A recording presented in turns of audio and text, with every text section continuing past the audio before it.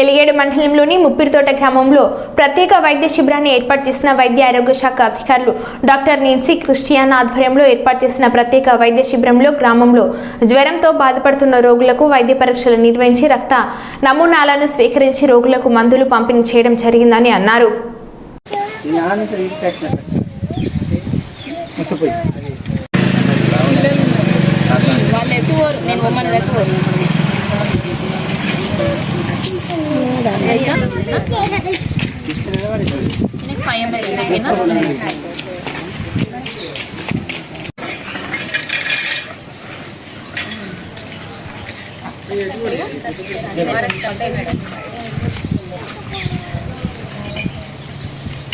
ఏం అవసరం లేదు పెద్దమ్మ, నీదేదన్నా పాత హాస్పిటల్ కిందీలు ఉంటే తెచ్చుకో, ఏదైనా ప్రాబ్లం ఉంటే.